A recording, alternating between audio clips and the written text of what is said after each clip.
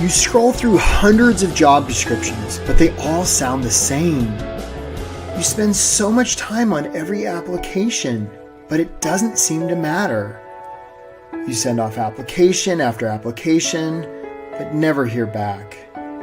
You thought the interview went so well, but it's a no. You jump through all the hoops. The news keeps saying how there are all these employers that are struggling to find people to hire. So why does finding a great job have to be so hard? It doesn't seem very logical or fair. It's not. The system is broken. It's not your fault. The process most people go through to get a job is awful. But here's the good news. The system isn't very smart. In fact, it's downright dumb. It can be beaten. How? Most prospective employers and employees today are using the same old tired strategies that have been around forever. It's like professional camouflage. Everybody just blends into the crowd. But you don't have to be that way anymore. You can get traction. You can stand out from the crowd to unleash your God-given potential, to help a world in need, to do work that matters, to earn what you and your family deserve. You can do this. You're meant to do this. There are bright things on the horizon for you. This is the way.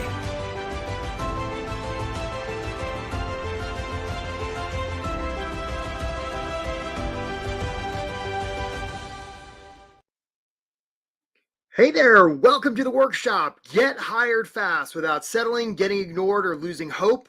My name is Eric Woodard. I'm a high-performance career and leadership coach based out of Washington, D.C. And if you are here for this workshop today, you're in a great place. You're so smart for being here. Really acknowledge those of you who are here live, because I'm actually going to have some cool giveaways today. And if you're watching the replay, you're almost as cool as the people who are here live, and not quite. So look, guys, we're going to get buckled up here. Make sure you have something to write with. I'm going to give you a whole lot of content today that is probably going to be different than stuff you've heard before. We've got a nice big crowd. I see everybody commenting in the comments, and I always want to make sure that people can hear me. So if you would, put in the comments where you're from and how long you've been on the job search. And we're going to get going without any further ado. Here we go. So where you're from, how long you've been on the job search, because sometimes being on a job search, Carlos and Crystal and Kenneth, can feel like pounding sand. Sometimes it can feel like waiting on a glacier, Carlos from Venezuela. Sometimes, Kenneth and Charlotte, it can feel like being adrift at sea, Adrian in Austria and Ann in Boston. Sometimes it can feel like wandering through the desert there, Anne Marie and Jeff in Lawrenceville. Sometimes, Denise in Texas, it can feel like climbing a wall. Martin in Switzerland, sometimes it can feel like being at the bottom of the well. Rachel in Georgia, or having to do a Jedi mind trick.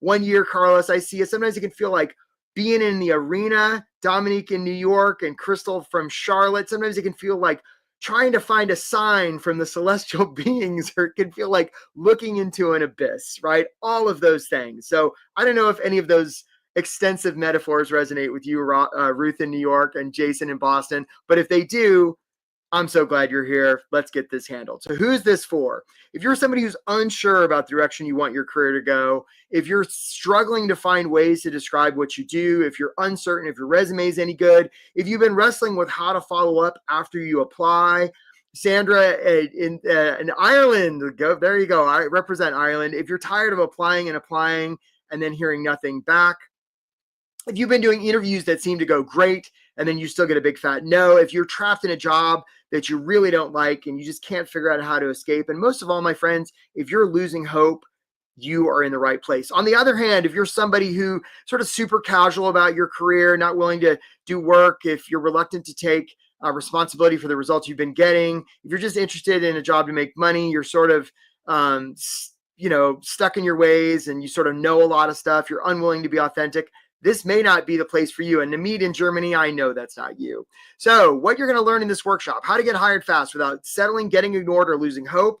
I'm going to offer you 4 strategies and 9 tactics that are really going to elevate your job search immediately so you can do work that matters and pays what you and your family deserves. So our agenda for today, I'm just briefly going to touch on who I am and where I'm coming from and why maybe I'm somebody that could possibly help you. I'm going to offer you 4 strategies, 9 tactics, and then I have an invitation for you, which I'm going to talk about here in a second, and then we're going to do some Q&A, right? So who is this guy, and why does he think he can help me find a job? So just real briefly, I'm somebody, I grew up in Asia. I came to the States when I was 17, wound up transferring college 7 times, right? And it was a real kind of rough time. I didn't know anything about career stuff. This is me in the Midwest of the United States looking really kind of sort of lost, wondering why it's so damn cold. I wound up, after transferring college 7 times, I wound up as a scuba instructor on Guam. And that was pretty good, out in the middle of the Pacific. I spent about 10,000 hours underwater swimming around with fish, and that was pretty good. But after a while, I was like, there's got to be something more than this. And so I thought, well, what would be a really prestigious job I could have? And I said, well, that must be something like the White House. So I took out a piece of paper and I just wrote a letter to the White House, addressed it to 1600 Pennsylvania Avenue. This was before internet. This is before email. And so I just mailed it. I didn't think it had a zip code on it.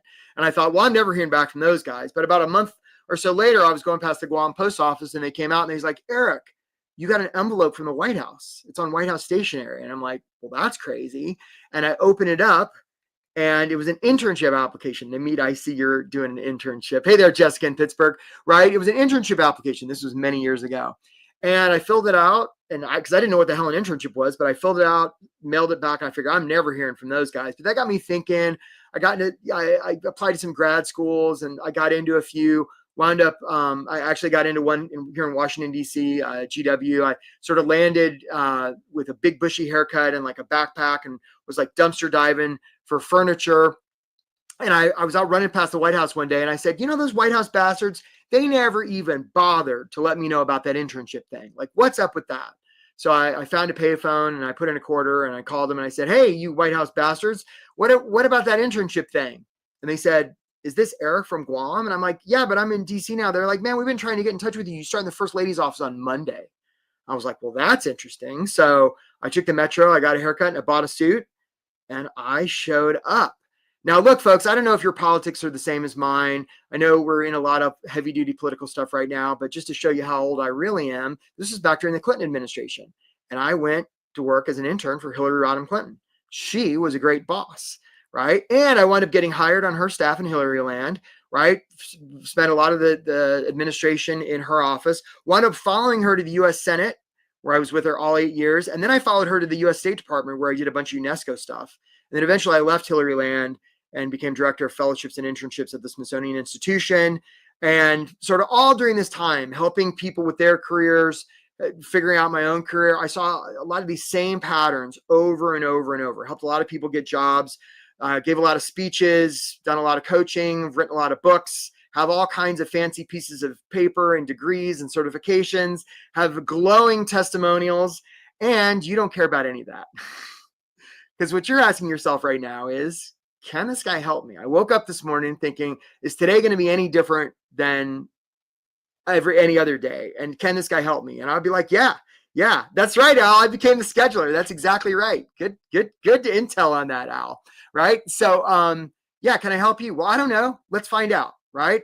So look, the way this is going to work today, guys, I told you I had an invitation to you, and I'm already getting some DMs here. I do have a program. I'm going to tell you about it. You don't have to join the program to be a part of this this workshop. This workshop is free. But for those of you who already know you're interested in getting help, signing up, I'm going to put the link to sign up to book a call with me and my team in the chat right now. So if you already know this is something you want to do, go ahead and book a call, because we got a lot of people on this workshop, and the schedulers are going to fill up really quick. I know there's actually time this afternoon, and there's time later in the week and beginning of next week. So if you already know, you've already checked me out, and you already know you want help from me and my team, you've heard of the success we have helping people getting hired fast, go ahead and book a call now. But anyhow, back to our regularly scheduled program. So let's find out about you. Can I help you? Okay. So here I'm going to give you 4 strategies that are going to be unlike anything you've heard before, that could change everything in your job search, just as they've changed a lot for a lot of my clients. Here we go. 4 strategies. So here we go. Who can tell me, and put this in the chat if you would, please, who can tell me what a good resume is about? If you would, put it in the chat, and I'll be curious if anybody gets it right. And actually have a giveaway, a cool giveaway, if the first person that gets right. What's a good resume about? Put it in the chat. There's a little bit of a delay between the time I ask questions and stuff shows up in the chat. What's a good resume about? Put it in the chat, please. Let's see if anybody gets it right. And if you get nothing else from this workshop, like, this is a really important thing. So let's see here. We don't have any takers yet, right? People are a little scared. Okay, there we go. So Adrian says it's concise and getting the information quickly. Joyce says it's deliverables. Ann says it's about you. Okay, I haven't seen the right answer yet. Any other takers? Why I'm the right candidate for a specific job. Ooh, Cindy says selling yourself. Melissa says skills. Keith says contact information, what you can bring to the company, says Jessica. I haven't seen the right answer yet, folks. I have not seen the right answer. Communicating knowledge, skill, and ability, as well as personality. Yeah, that's not bad, Mark, and it's not the answer I'm looking for. Good resumes about nothing, says Charles. Okay, nope. Hey there, Sheem. Like, I guess I'm not going to be able to give this giveaway because I haven't heard the right answer yet. Because and then Roger's got a long answer here. It's tailored to a specific job. It's about you, what you've achieved. Nope. Getting money. Nope. Nobody's got the right answer yet.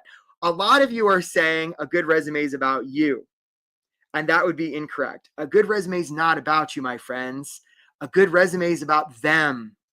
You want to be influential with another human being, you make it about them. And Carlos, this will be recorded, right? So I see a lot of great answers, and all of them are incorrect, right? A good resume is not about you. It's not about beating the ATS. It's not about selling yourself. A good one's not, right? There you go, Charles. There you go. Charles got the right answer finally. Charles, I've got a course. It's about how to make your LinkedIn awesome. We're going to send it to you after this workshop. So Charles gets a free course because he was the right one to get a right answer. Okay. So a good resume is about them. So this is strategy number 1. It's not about them, or it's not about you. It's about them. And again, this is a fundamental thing in your job search. If you can get this dialed in, you will change everything. You're welcome, Charles, right? So many job seekers think that the application's about them, but employers are focused on themselves. Those of you who are seasoned pros know this, right? It's not about me. It's about the client, the constituent, the customer, the shareholder, right? And it's very understandable that we think that a resume is about us, because probably the first resume we ever did was out of school. And in school, it is very much about us. It's our cubby, it's our workshop, it's our transcript, it's our diploma. And yet when we move to the working world, it's no longer about us. It's about the mission, right? It's about what we're up to, right? The reason Google gives free lunch to the people that work at Google is not because the purpose of Google is to give free lunch to Googlers. They give free lunch to their staff to make them make better Google, right? It's a means to an end. Okay. So you get nothing else from this workshop. It's about them, not you, right? Make your application about them. Make your resume about them, your cover letter, like your follow-up, your interviewing, right? I was just working with a couple clients this morning. We were working on this very thing, right? All right, we're already on to strategy number 2. Okay, so if I went to a library, folks, you're doing a great job. If I went to a library and I went to a shelf of storybooks, and on that shelf, there were a bunch of storybooks, and on the front cover of those storybooks, there were some words. What do we call those words in English? Those words on the front cover of a storybook, what do we call those in English? Right? So Jason says, but why? Aren't 100% of recruiters in this mystery mindset? They train to ignore resumes and shine to focus. So here's the thing on that, Jason. You're not wrong, right? What are recruiters worried about? Their commission. They're worried about finding somebody who they're going to be able to get hired. So they're worried about themselves. So that's what you're going to want to talk about. Right? Hey, Steve, you've been following me for a long time. That's great. Okay, so Adrian says keywords. What do we call those words on the front cover of a storybook? If we went to a library, what do we call those words? You know this, right? Who's going to get it right? I've got a giveaway for the first person that gets it right. What do we call those words on the front cover of a storybook?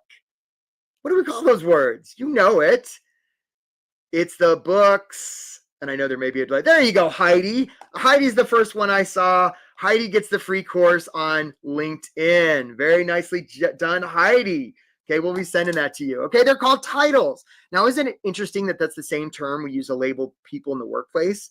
Which tells me, I see there Samir and Jason and Adrian, Dominic, you all got it right? Which tells me that just like we'll put the label on a book and we call it a title, we tend to do the same thing with people in their careers, right? We tend to put a label on the story of people's careers, which brings us to the next strategy. And this is strategy number 2, stories. Okay, let me take this because it seems like there's a little bit of a delay. Okay, so put this in the chat if you would. What percent of human decision-making is emotional and what percent is logical? Okay, so what percent of human decision-making is emotional and what percent is illogical? Is it 50-50? Is it 60-40? Is it 70-30? So what do you think it is? Percent of human decision-making, emotion to logic. Okay, let's see if anybody gets this right. And again, I've got a giveaway for those that do. Okay, because, so Charles says 80-20. Heidi says 90-10, right? We've got some contenders here. I haven't seen the right answer yet. Ruth says 70-30. Denise says 80-20, right? Greg says 80-20. I have not seen the right answer yet. Okay, 80-20. A lot of you are saying it's more emotional, but I still haven't seen the right answer. Okay, because, Anna wins. Anna got it right. Good job, Anna. You're going to get the course about LinkedIn. Okay. Anna got it right. It's 100% emotional. I see you there, Samir. You were close, right? It's 100% emotional. Jason's very specific, right? So many people think, well, we make fact-based decisions. Nobody does. Nobody makes data-driven decisions, right? Human decision-making is 100% emotional. And the reason we know that is when somebody gets like their limbic system damaged, right? They're fine, except they can't make a single decision. And that's the debilitating part, right? Decisions are made very quickly and very emotionally. Those of you who are on this workshop, you decided very quickly what you thought of me and whether I could help you, probably within 5 seconds and you may have already decided before you even got on this workshop. And it was a 100% emotional decision. Now you're just trying to rationalize that decision with the data I'm giving you now, right? So human decision-making is 100% emotional. And the way we convey emotion is through stories. So if you're not telling stories, you're really leaving a lot on the table. You want stories throughout your stuff because as Maya Angelou is often quoted as saying, people will remember how we make them feel. Right? You may not remember what your phone number was when you were 5 years old, but I bet you remember how you felt on your 5th birthday. And I always get in trouble. There's always somebody in the chat that says, I remember it, right? I remember my number when I was 5. Okay. So make your application a story. And if you're not doing that, you're really leaving a lot on the table. Okay, realize that the title you tell is just a story. So perfect example, notice I'm about to tell a story, right? I was taking a bunch of applications, and they were, a lot of them were really similar. And this one person, her name was Maggie, she wrote in and was saying how the summer before she'd been in a terrible car accident and her arm had been severed. I was like, wow, that sounds terrible. So I was like, man, that's quite a story. We got to bring her in. So we brought her in. First she came in, I'm thinking about accessibility, right? We got one-armed Maggie, right? Is she going to be able to use the computer and stuff? She walks in the first day, 2 arms. Now it was bandaged from where it had been, wrapped, like partially severed and attached, and she was doing some physical therapy and she was going to be fine. Was I upset? Of course not. I was so glad Maggie had 2 arms. And I remember that story to this day. And that was probably 30 years ago, right? So how are you doing telling stories in your stuff? If you haven't been telling a lot of stories, it's a real opportunity, right? A real opportunity for you. Okay. Who can tell me who this guy is? And again, I have a giveaway. Who gets it first? I'll give you a hint. This guy lives in Idaho, right? I have a LinkedIn course about how to make your LinkedIn awesome. Whoever answers first gets the free course. We're going to send it to you. Who's this guy? I'll give you a hint. He lives in Idaho. He likes who? Who got it? Jessica. Way to go, Jessica. That's exactly right. This is Napoleon Dynamite. Now, if you haven't, if you're unfamiliar, and I see there, Dominic, if you're unfamiliar with Napoleon Dynamite, please, folks, we're trying to create a society here. Please go watch Napoleon Dynamite.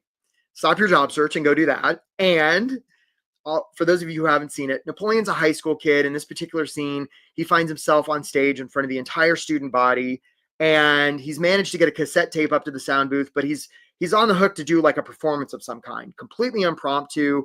They start playing the music, and Napoleon's standing there, and everybody's staring, and so Napoleon just does this dance, and it's the wildest damn thing you've ever seen, right? And he just goes crazy. And when he's done, he's sort of sweating and panting, and the entire student body's like, what the hell was that? And then they just burst into applause. And the reason it works is because it's so authentic. Jamie Kern-Lima, the founder of It Cosmetics, says everybody's a good dancer if they commit fully. And she's right. She's right. Okay. This brings us to strategy number 3, authenticity. All right. People are going to hire you because of who you are, not in spite of it. And if you've been spending a lot of time hiding your age because you're worried about ageism, or putting that big paragraph of stuff at the top of your resume, talking all about yourself, or saying how you're proficient in Microsoft Office, stop.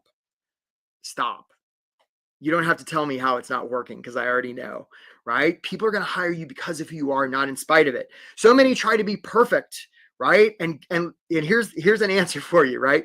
Who do humans hire? Who do humans hire? Humans hire humans. Humans don't hire robots. Robots don't hire humans. Now, I can hear all of you collectively, or some of you thinking, but Eric, what about the ATS? What about the applicant tracking system? What about the algorithm? Again, stop, right? There is no one almighty algorithm. There is no Skynet. There is no matrix that all organizations use. Yes, some organizations use software to sort their stuff, and they're all different, and there's not one size fits all. And at the end of the day, it's going to be a human that hires you. So you might as well write to the humans. And if you, and look, folks, you don't have to take my word for it. Those of you who've been trying to trick the ATS, how's that been working for you? My heart goes to you. Lots of love. Okay. So the opportunity is to be human, be relatable. And the great thing is all of your competitors, and maybe some of you up till now, have been busy trying to please the computers. The opportunity in this increasingly automated robotic world is to be more human, not less. Because while everybody else is trying to be automated and perfect and data driven, the opportunity, if you want to get hired fast, is to be more human, right? Nobody can be a better Dominic than Dominic. Nobody can be a better Jessica than Jessica, or a better Al, or a better Nicholas, right? Nobody can beat you on being the best version of you. So that's the opportunity. That's how you get hired fast. All right. So perfect example. I have so much evidence of this. Okay. So I can't tell you often I have clients who I'll have this conversation with, and they're really resistant. One time I was working with Nina. Thanks, Charles. One time I was working with Nina, and Nina, we were going through her resume, and I was like, okay, Nina, what do you like to do for fun? And she was really resistant. So finally I get out of Nina that Nina likes to collect pens. I'm like, well, that's super freaking weird. We got to put that on there. And she's like, oh, no. I could never do that. That would be silly. So I finally convinced Nina to put that she has a pen collection on her resume. I hear from her a month later. She went into the interview. They talked about pens for 30 minutes, and she got the job. I can't tell you how often I hear this from my clients. We had one last fall, woman based in Vegas. On her resume, she started putting 2 truths and a lie. It got her interviews instantly, right? It was awesome. I started putting it on my resume, right? Because and the reason we know it got her interviews is they told her. I have countless examples of this. If you're not doing this, you're really leaving a lot on the table. Okay, authenticity is your superpower. Okay, so let's hear from Abe Lincoln here because we're on to strategy number 4. Give me 6 hours to cut down a tree and I'll spend the first 4 sharpening the axe. Okay, and this brings us to the idea of consistency. Consistency. Rachel asks, where do you put this on your resume? Do you create a section for hobbies? Maybe, Rachel. Maybe so. Then we're going to talk about resumes more here in a second, but you're getting the right idea. Way to go, Rachel. Rachel, you know what? You get a free LinkedIn course because you asked a great question. So way to go, Rachel. We'll be sending that to you. Nice question there, Rachel. Okay. So we're going to talk about consistency. So look, the opportunity here is to work smart, not hard. Okay.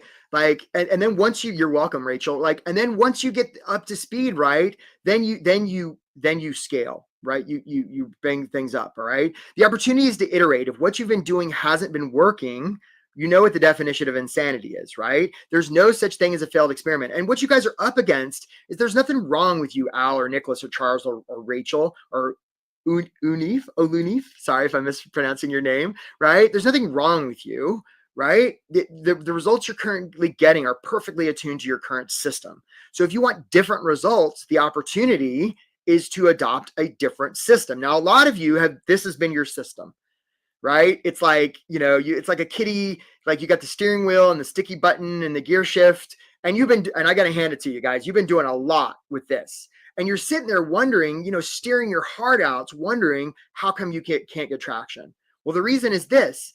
There's a whole other control panel that you don't know about, right? And this is the reason to invest in a program like mine, because it's like, there's all these buttons and controls that like are available and you just don't know what they are.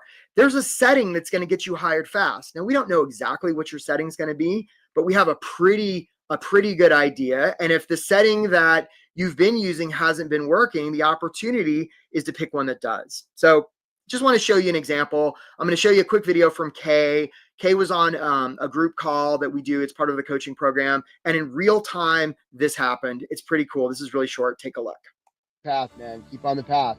All right. We're getting a bigger crowd now. It's so nice. Tell me who else has something to share. Yeah, Kay, talk to us. So I went off camera a few minutes ago because I just got an offer from my dream job and my dream company.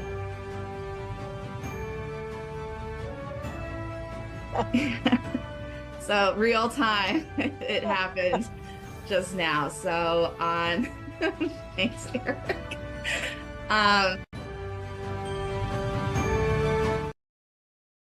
Oh, hell yeah, right? Hell yes, right? And Kay was a lot like you. She came to this workshop, right? She did the work. She got a couple no's working with us, and then she got a big fat yes. So way to go, Kay. So how do you put this all to work? So I'm going to give you 9 tactics, right? These are things that you can put to work right away. Again, we're going to go pretty quick. If you're not writing this stuff down, you may want to write it down. So here we go. And by the way, and actually, sometimes I do this workshop. I have people helping me. I don't have it today, so I can't see people actually signing up. But I just want you to know, if you sign up for this workshop, we're going to send you our sign up to book a call to talk about this program. We're going to send you a LinkedIn course too. And I'm going to put this in the chat just in case people are wanting to sign up and they're looking for the link. So Croy, what's the difference between a resume and a portfolio? Croy, there's a lot of names for these things. CV, portfolio. A lot of times a portfolio refers to, maybe examples of your past work, but it's all kind of the same stuff. And, if a good resume is about them, right, we would want to show them examples of our work that are relevant to them, right? Or at least frame it as something that is something that could serve them. So there's a little bit of sleight of hand here. Okay. All right, folks, this is tactic number 1. If you haven't been listening to this, or maybe you've been watching the replay and like trimming your bonsai tree or something, come back because this part's really important. Okay. And again, I have another giveaway here if somebody wants it. So here's the setup. Let's say there's a lake and in the middle of the lake, somebody's drowning. Now they're surrounded by other people in little boats. Okay, so somebody's in the middle of the lake drowning, and they're surrounded by other people or other people in little boats. If that was a job search, who's the person drowning? Put it in the chat, right? So if that was a job search, somebody's in the middle of the lake drowning, they're surrounded by other people in little boats. Who's the person drowning? If that was a job search, metaphorically, and people have been getting this right lately. So who's the person drowning? If this was a job search, right? Person in the middle of the lake, they're surrounded by other people in little boats. Person in the middle of the lake's drowning. If that was a job search, the HR resource. Roger, you know what? I'm going to give it to you, Roger, because I think what you're saying is it's the employer, and you would be correct. And I'm seeing a bunch of other people get it correct too. That's right. It's the employer. Okay. A lot of people act on a job hunt, act like they're the ones drowning, right? They're like, pick me, pick me. I'd be the best one for you. And of course, if that was a real drowning situation and I was the one in the water and somebody was in the boat and they were like, pick me, I'm the best one to rescue, you'd be like, well, that's kind of creepy, right? The opportunity is to realize you're coming from a place of service, right? You're not the one drowning, the employer is. And the reason we know they're the one drowning is they've told us. They've put up a job listing to say, help, we're drowning in work. Somebody come help us. And so the energy we want to bring to our job search is, hey, I really see you. I hear that you're drowning. That's terrible. Let's have a conversation to uncover how we might get your rear end out of the water, right? But what's important here is not that I'm the one that rescue you. What's important is you don't drown and die, right? That's the energy we want to bring to our job search. If you find yourself selling yourself or talking a lot about yourself and you haven't been getting traction, this could be why. Actually, this is why. Okay.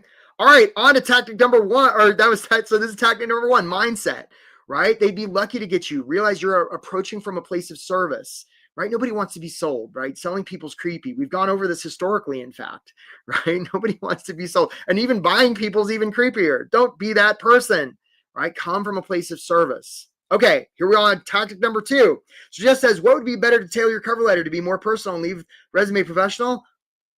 Well, Jeff, your question's interesting because it implies that being personal is not professional. And I would sort of counter that. And either way, you can make it about them and make it both personal and or professional, right? You're so welcome, Adrian. Yeah, that's right. That's right. A lot of times when we're in sales, like good sales, as Zig Ziglar says, Adrian, good sales is service. And it's the same thing with the job hunt, right? Being on a job hunt is about service, not selling yourself. And again, we can get semantical here, but some of you may have seen the show Deadliest Catch. And for those of you who haven't, it's a reality TV show. There's these fishermen in Alaska. They're on this pitching deck, and it's really icy and dangerous. And what these guys do to fish is they put these big steel cages on the bottom of the ocean with a little bit of bait because they're looking for crab. And what the hope is that a little crab will come along and be like, oh, there's some free lunch. And Bob the crab goes in, starts nibbling, and his buddy Charlie sees him, and Charlie goes in, and there's Sally, and she goes in, and more crab join. Eventually, the crab pot is empty, right? There is no more food, right? But yet more and more crabs keep joining. Now, here's the interesting part. Crabs instinctively like to be with other crabs. So if at any time one of those crabs decides to try to crawl out, the other crabs will pull him back in.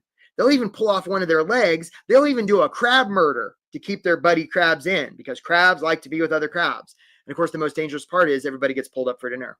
And this brings us to tactic number two, which is your environment, right? A lot of people think maybe you're not getting traction in your job search because you're procrastinating or you're lazy or you don't have willpower, or you're depressed. I can guarantee you it's not any of that, right? Environment eats motivation for breakfast.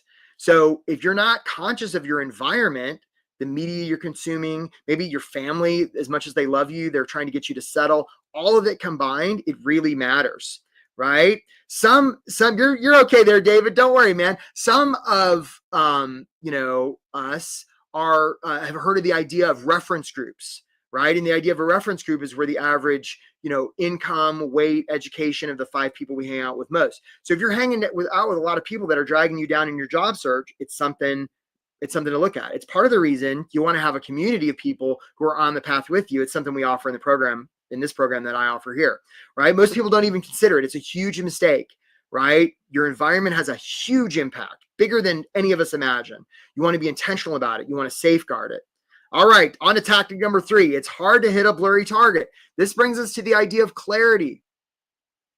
Can't tell you how often I will approach job seekers and I'll say, well, how much money do you want to make? And they'll be like, oh, I don't know, anywhere 70,000 to 100,000. I'm like, okay, well, what do you want to do? Well, I want to help people. I'm like, that's beautiful. And all of those answers are super vague. This has to do with a thing called the reticular activating system, right? Which is basically when you go and buy a new car, you leave that car like, you're like, nobody's got this car, right? And then all of a sudden you see that car everywhere, right? If I said the color red right now, all of you are instantly more aware of the color red because I just said it, right? Our brain will literally look for what we tell it to find. Bruce Lee has a great quote, says, be careful what you tell yourself because your body's listening. And he's right, okay? So if you don't have real clarity around what you want, it's a problem, right? It's vital in a job search, your salary, how you're going to help the world. You got to have clarity on it. And if you don't, you're just going to spin in circles. There's a reason NASCAR drivers, when they drive 500 miles in a circle, don't look at the outer wall because the car will tend to go where they look. And if they look nowhere, guess where the car goes? Nowhere, right? There's a proverb that says, where there is no vision, the people perish. Same thing here. You've got to have vision and clarity, right? You want the map before you go into the forest. And if you don't have it, it's no good. That's one of the things we help people with in this program. All right, guys, here's another one for the chat. Again, there is a awesome course that I created called How to Make Your LinkedIn Profile Awesome that is on the line for the first one that gets this right. If I was to go to a store and I bought this, what would I be buying?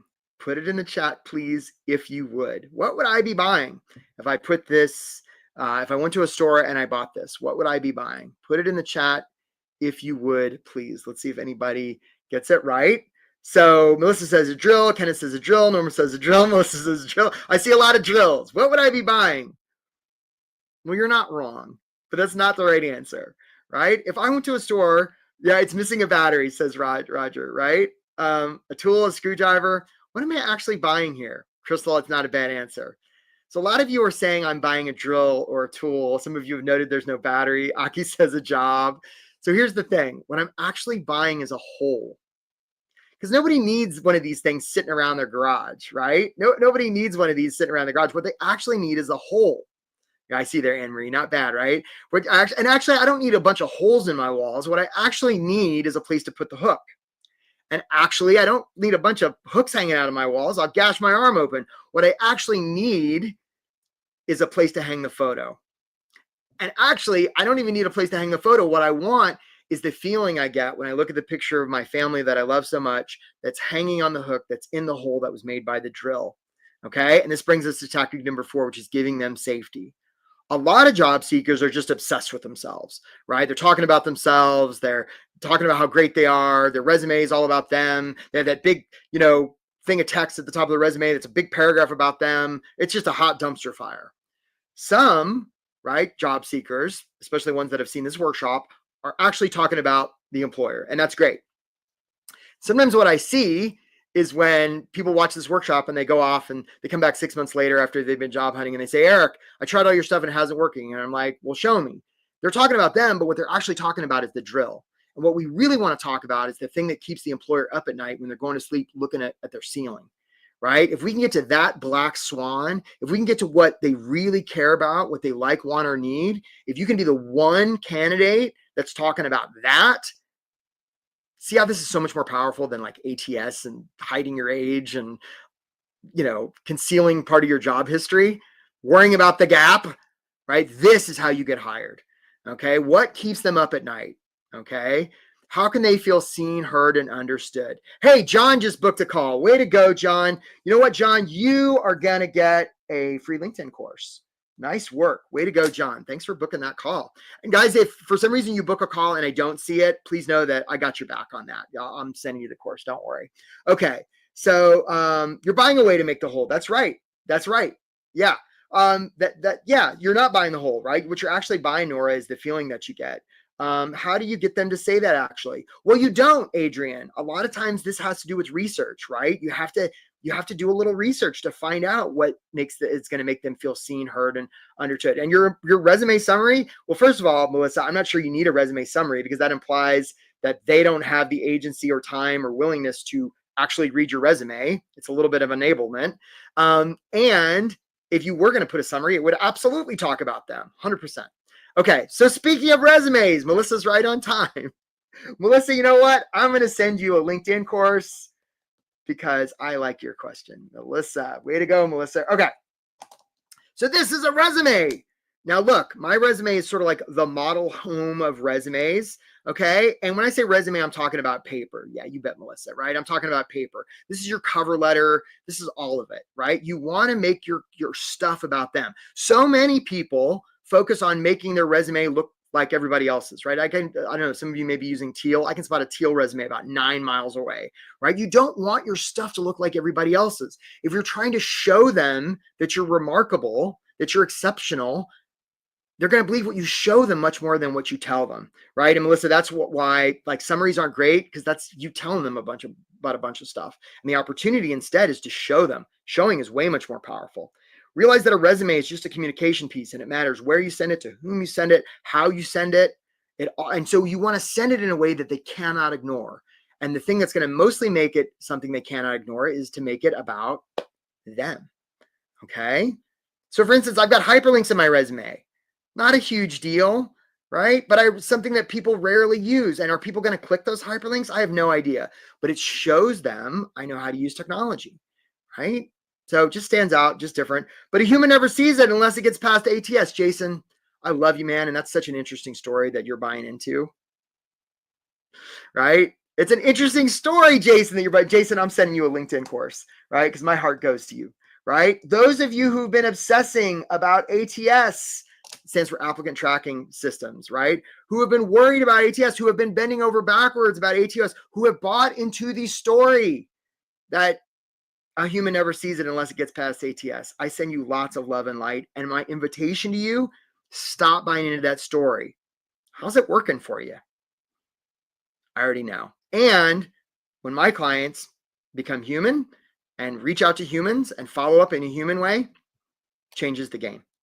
Okay, speaking of follow-up, if a job application is submitted, but there is no follow-up, does it even make a sound?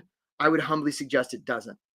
Now, what I'm saying is, like, follow-up, I'm not talking about following up after, like, an interview, right? So Adrian says it's getting filtered out by ATS. Again, Adrian, it's an interesting story, right, that you're telling yourself.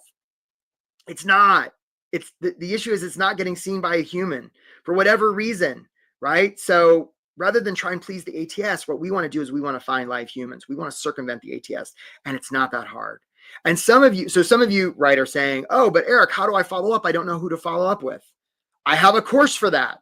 It's called How to Contact Anybody. And you know what, Adrian? I'm going to send you this course, How to Contact Anybody, because I bet if your loved ones were in a hostage situation and you had to contact somebody from the company that was keeping them hostage by the end of today, I bet you could find a live human if you put your mind to it. There's only about 1,000 ways to find people. And you're so welcome, Adrian. And guess what?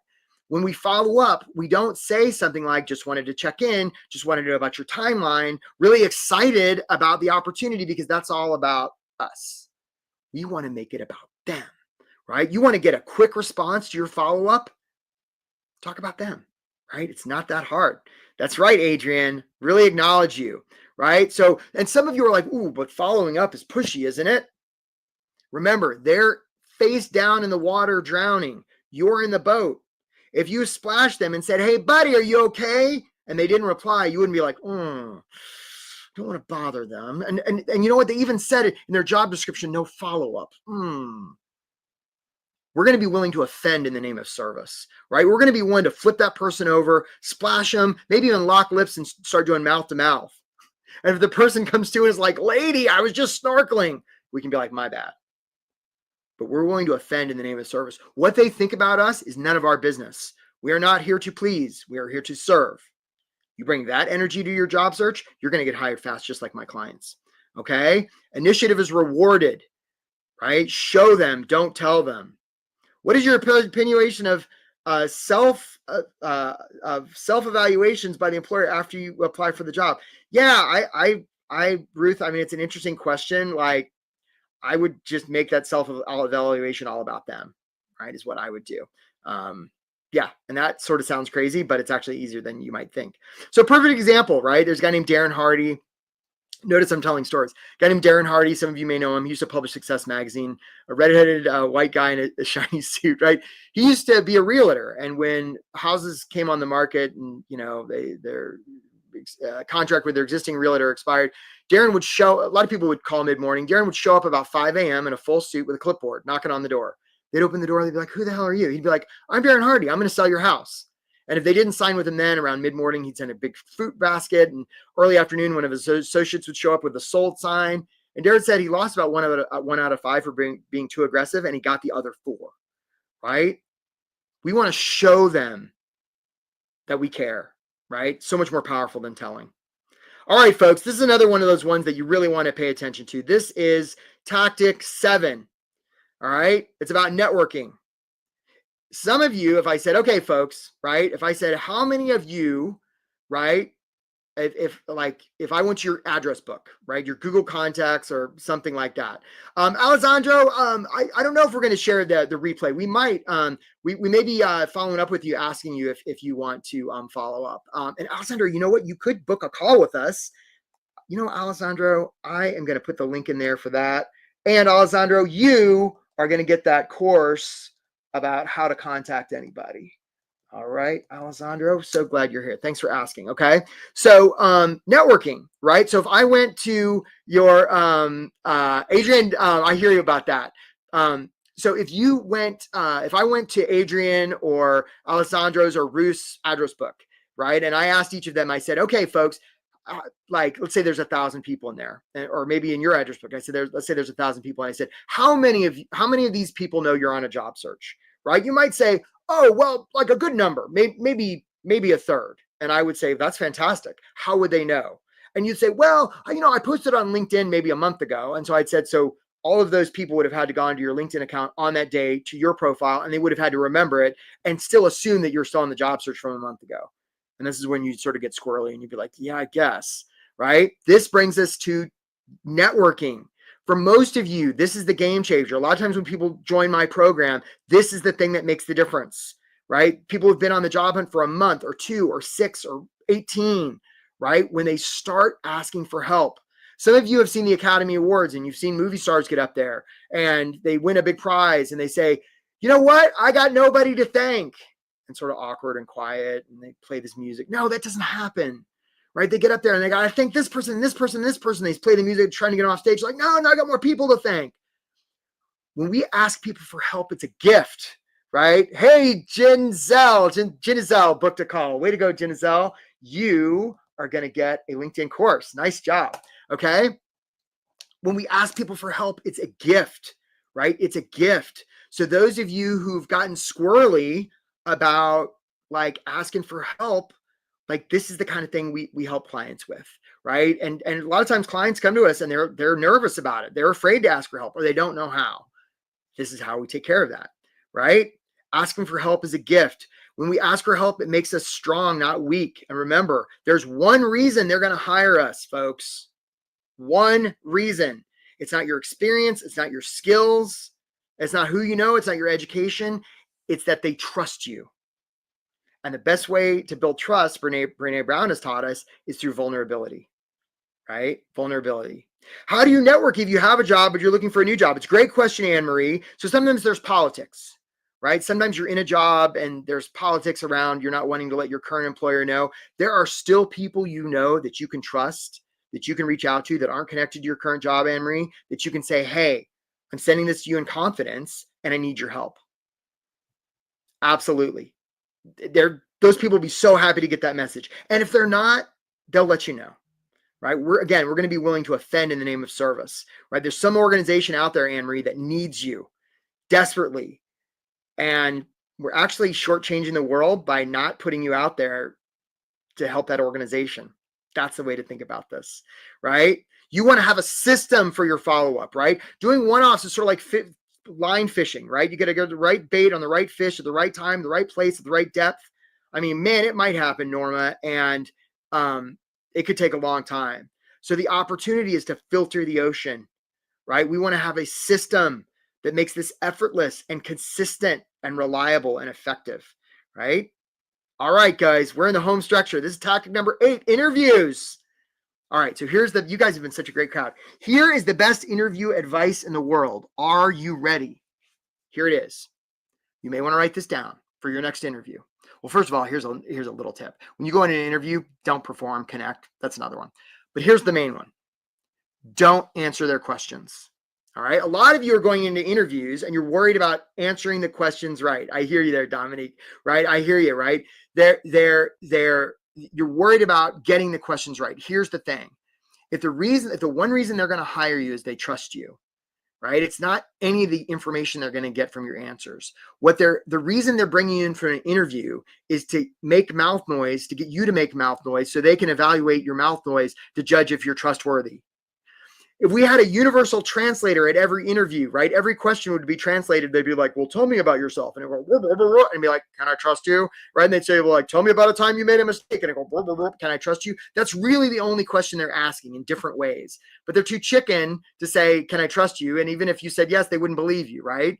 They want you to show that you can trust them, right? So yeah, asking questions is great.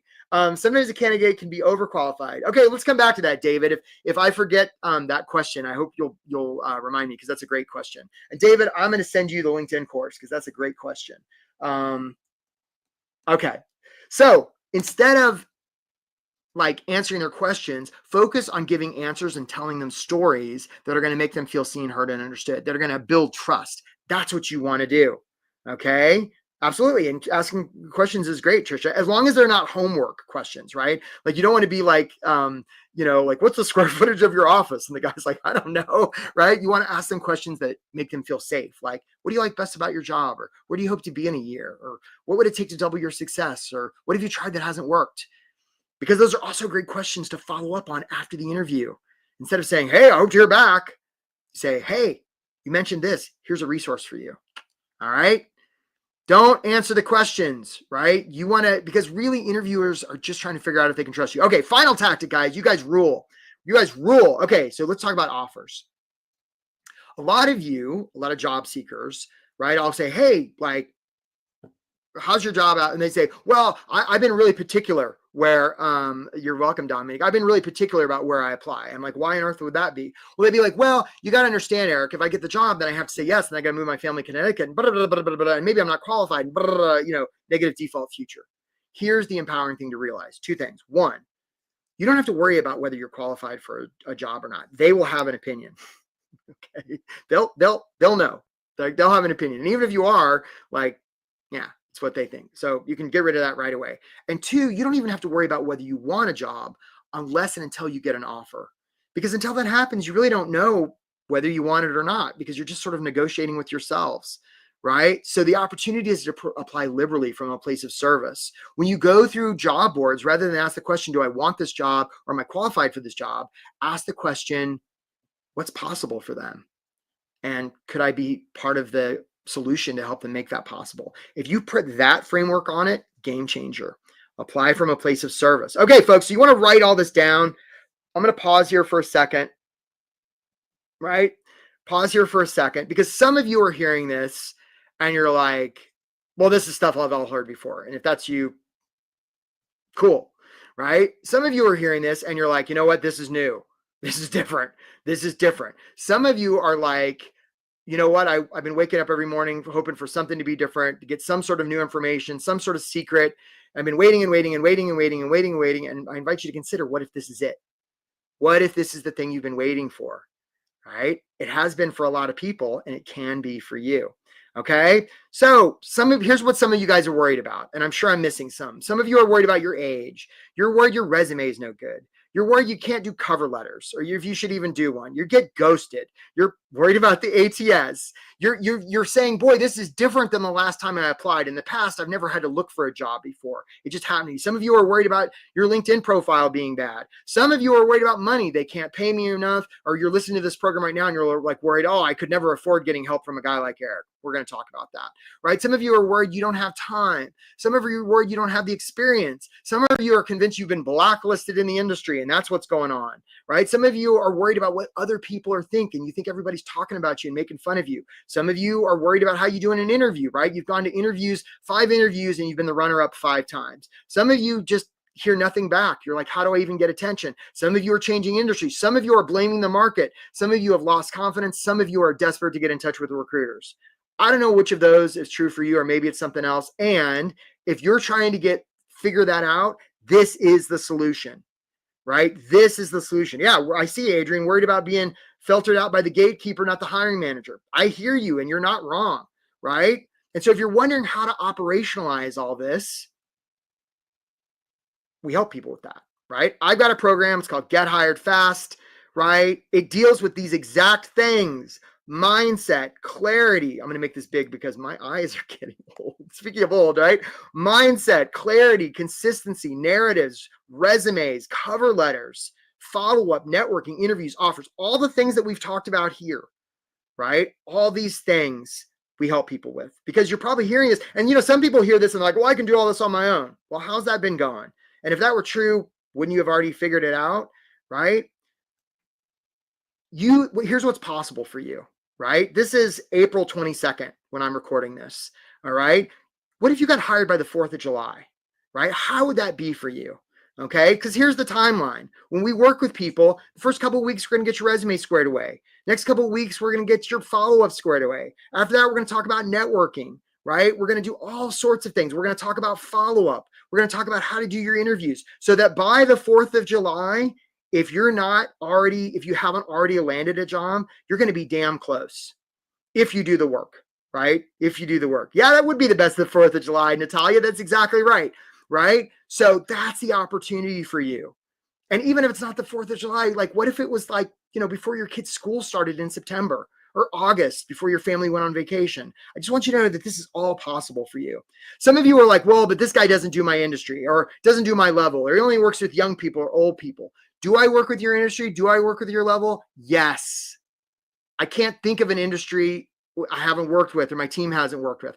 We've got a variety of coaches on my staff. They all have different expertises, right? Between all of us, we've covered everything. We've seen it all. Like, you're unique and special and weird, and it's not because of this. There's nothing wrong with you. It's just the system you have is not great. And so the opportunity is to change your system, and you could spend the time figuring it out on your own, or, it depends if you value time more than money, right? So like, let's say you want to make 90 grand a year, right? That brings down to $7,500 a month, which means it's costing you $1,875 a week to be on a job search.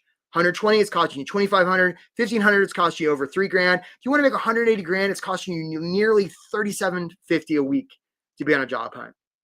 So look, if a program like mine can get you hired like a couple of weeks sooner, which it absolutely will, like this is a no-brainer, right? It's a no-brainer, right? That it's expensive for you to be on the job search. Some of you have the mindset, you hear a workshop like this and you're like, I can just wait, right? I can just wait. It's okay if I wait. But you got to realize is that every week on the calendar, it's costing you, right? Waiting is the most dangerous thing you can do, right? The definition of insanity is doing the same thing over and over, right? And remember, this is probably the system you've got right now.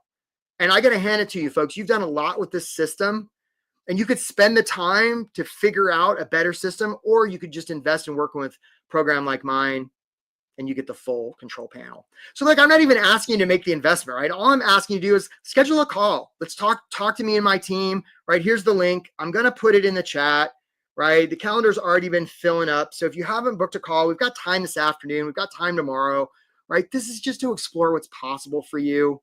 Okay. There are no strings attached. It's not going to be any kind of high pressure sales thing.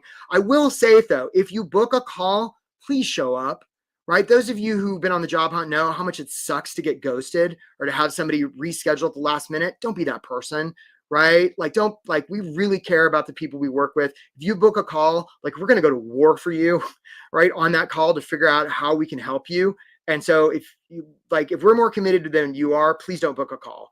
Now, some of you are worried about money. Like, just want you to know, like, if you don't have a dollar, a nickel to your name, this may not be a call for you. And if you're willing to make even a small investment to get started, like, we have financing options so that instead of spending this much money, right, we can get you hired. And then, you're not spending so much. So anyhow, guys, I really want to take a stand for you. You guys have been a great crowd. If you haven't booked a call already, like, what are you waiting for? right? Especially if you're, interested in getting different results than the results you've been getting, right? Waiting is the worst thing you can do. And not only that, but just continuing to do what you've been doing is the definition of insanity. Isn't this a cute little hamster? I found him special for this workshop, right? And I don't want to claim that this hamster's insane, but if you're on a hamster wheel and you've been doing the same thing, it could be a little crazy, right? You don't have to keep doing this the way you've been doing this. All right, my friends. So we have time for questions. Really want to acknowledge you. I know Jeff had a question earlier, and I think it was about being overqualified, right? Overqualified. So look, if we have a choice between overqualified or underqualified, right? We have a choice between hiring one of those two people. You're so welcome, Charles. Book a call, right? If we have a choice between hiring one of those two people, generally we're going to hire the person who's underqualified or just barely qualified because they've got plenty of runway. We don't have to pay them as much. And they have room to grow and they're going to stay. The person who's overqualified, first of all, they may leave after 10 minutes. They're going to pay them more and they're not even going to do the job we want them to do, or at least not the way that we want to do it because they've been doing it for the last 10 years. So if you find yourself in a situation where you're the one that's overqualified, the opportunity is not to dumb down your stuff. The opportunity is to aim higher. Happens with clients all the time. One of the exercises we do in the Get Higher Fast program is we aim higher. Right? If somebody's hasn't been getting the job, we say, okay, apply for the job you think you're completely not qualified for. And lo and behold, they get interviews. It's the damnedest thing.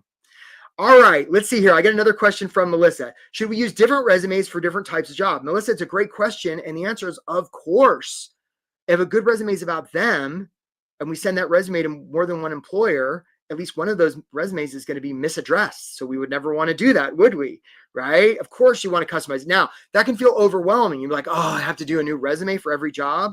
The opportunity is to have a system that allows you to do that in a way that's not overwhelming, that's really powerful and effective. It's one of the things we do in the program that I offer. David says, what about when they promote people from within and they didn't tell us that? Yeah, it's possible it happens, David. And again, the opportunity is to make it about them because if they're it's such a great example, right? If they're promoting from within, they're already thinking about themselves. Very often when we're on a job search, it's not about us at all. It's about them. And that happens. It's no good. But even a lot of those internal candidates are going to be talking about themselves. So if you're the fresh external candidate that's making them feel seen, heard, and understood, they may not want the guy they're used to hearing about talking about himself, right? They may want you. All right, guys, it's the top of the hour. Really acknowledge you for being here. Oops, and you know what? I'm so sorry. I forgot to put my face back up. I hate it when I do that. Do degrees factor in, Charles says, bachelor's versus master's? They can, but probably not nearly as much as you think. Notice when I first started this workshop, how I blew through the fact that I have 9 million degrees and certifications and all that stuff. I didn't talk about it because nobody cares. Right? Nobody has ever asked me what my certification is or what my degree is. I'm desperate to share because it's pretty awesome and nobody cares. So I'm not even going to tell you, right? It's the same thing with you, Charles, right? They're more worried about themselves than they are you. So, all right, guys, look, if you haven't booked a call, please do, right? Again, you don't have to do this on your own. What on earth would you be waiting for, right? It looks like Leslie just booked a call. Leslie, you're going to get a LinkedIn course because you rule. And if you haven't booked a call, please book one because that's how we serve the world. That's how I serve the world through my practice, is helping people. And if we don't have a chance to talk, then I don't have the opportunity to do that. Makes me sad. There you go, Heidi. Heidi just booked a call. All right, guys, way to go. Hope you have a great day today. And if you've been on the job search and you've been struggling, just know that there are bright things on the future for you. You don't have to do this alone. And if you're convinced you can't afford getting help, that's an interesting story you're telling yourself. Stop lying to yourself. Book some time with us and let's find out for sure, and really acknowledge all of you. Take care, my friends.